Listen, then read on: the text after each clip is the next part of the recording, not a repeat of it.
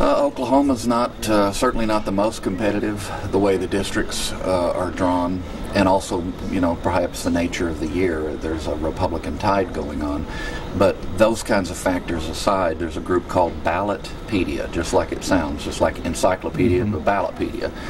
And I guess you could say that online they're the junkies for the minutia of direct votes of the people, either on candidates or on ballot measures. And they've done an analysis that put Oklahoma not at the bottom, not at the top, but 32nd in rankings of competitiveness. And the kind of factors they looked at were interesting, like whether or not there was a major party candidate, both parties, that filed in the election, whether or not incumbent was running, and whether or not the incumbent had a primary challenger. So they didn't look at gerrymandering, in other words, fixing the district lines. They didn't look at that explicitly.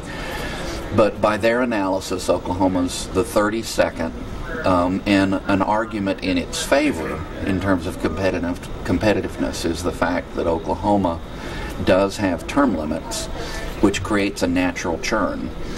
There's going to be naturally people rotating out every 12 years. So that was kind of interesting.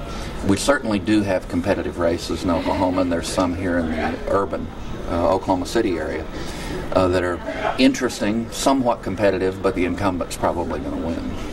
Now, did you want to specifically talk about any of these? Sure. Real quickly, Senator Andrew Rice, the incumbent in the mid-city area of Oklahoma City, the designated Democratic leader in the state Senate, probably has the advantage in the Senate race against Joshua Jantz, who's a young conservative activist, works downtown.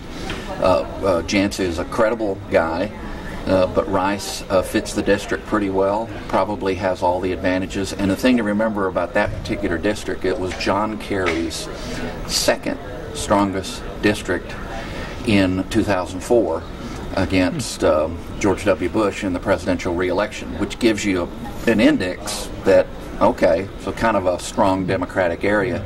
And I should say Kerry actually carried that district. Rice has been a very strong candidate over the years, and he represents the district's philosophy, but Jantz is hoping that, the kind of year that it is, that he can make lightning strike.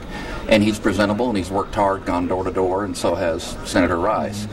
There's some house races, local house races of interest. Probably the most competitive, although again you'd give the advantage to the incumbent, is in House District 87, where Jason Nelson is the Republican incumbent, and he's opposed by Dana Orwig, the Democrat. Really, 2 years ago, I thought that it was perhaps the best race in the state in terms of two very credible, presentable candidates on both sides. Sometimes people feel like they're voting for the least worst in candidate races. In this case, you had two candidates who represented their positions well. Now, Nelson is the incumbent, so you have to give him the advantage. But it's a competitive district in terms of voter registration. We've talked previously in our discussions about this surge towards the Republicans. This is actually a district where the Democrats have held their own in voter registration raw numbers. Another one that's really interesting because of the cast of characters is House District 85. The incumbent is David Dank. Much like the other two incumbents we've discussed, you have to give Dank the advantage, and he does some interesting things at the Capitol. He works really hard on transparency. He's kind of a thorn in the side of some of the Republican leaders. Conservative, yes, but a maverick, a bit of a maverick. Now, he has a very credible Democratic opponent in City School Board member Gail Vines, an experienced local activist and politician.